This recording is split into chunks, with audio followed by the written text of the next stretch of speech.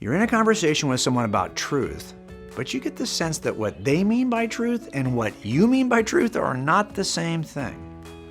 What would you say? Definitions matter.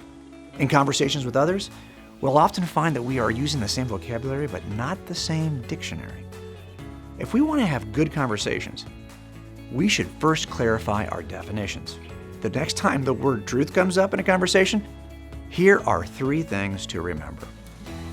Number 1, some people mistakenly treat their subjective claims as though they are objectively true. Subjective truth claims are grounded in the subjects, the people who make them. My statement, chocolate chip cookies are the best dessert, for example, is a matter of personal opinion. I, as the subject, get to decide if the claim is true, and while it may be true for me, it isn't necessarily true for others. That's okay, because everyone is entitled to their personal subjective opinion about a variety of claims, from what they prefer for dessert, desire in a new car, or favor for a movie. But many people think all truth claims are a matter of personal or cultural perspective. If this is correct, truth is entirely subjective, grounded either in the personal views of individual subjects or the collective cultural consensus of groups of subjects. Number 2, understanding the difference between subjective and objective truth claims can be a matter of life or death. While my claim about dessert is grounded in my personal subjective tastes, some claims are true regardless of my preferences. That's because they aren't grounded in the desires of a subject, but are instead grounded in the nature of an object. We call these kinds of claims objective truth claims.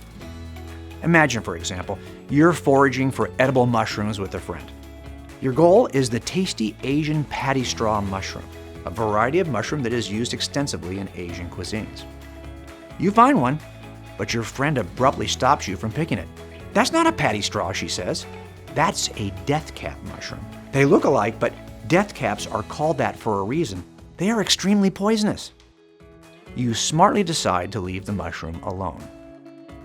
What made your friend's statement about the death cap mushroom true? Was it simply her subjective opinion? If you held a different opinion about the mushroom, would that have rendered it safe to eat?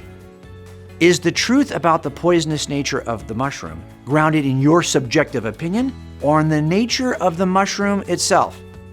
Your friend's declaration is an excellent example of an objective truth claim.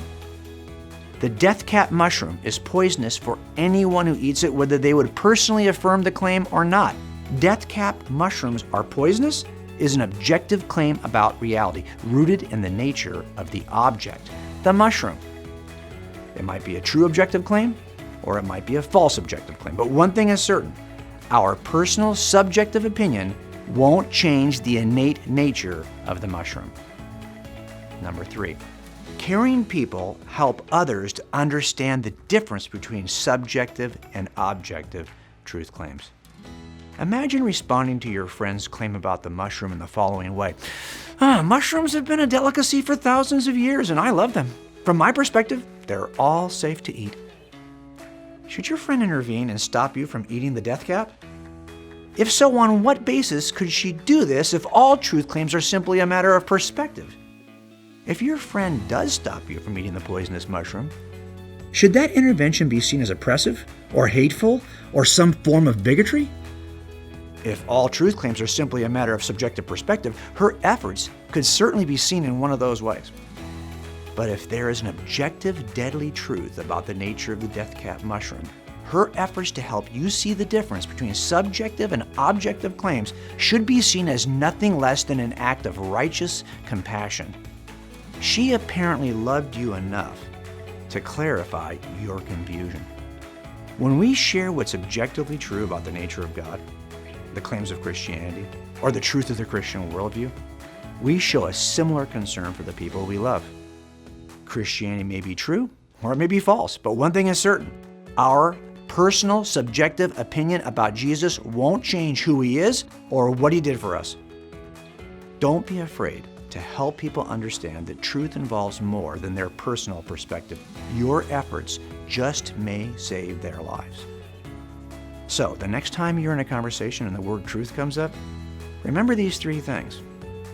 Number 1, Some people mistakenly treat their subjective claims as though they are objectively true. Number 2, understanding the difference between subjective and objective truth claims can be a matter of life or death. Number 3, caring people help others understand the difference between subjective and objective truth claims. For What Would You Say? I'm J. Warner Wallace.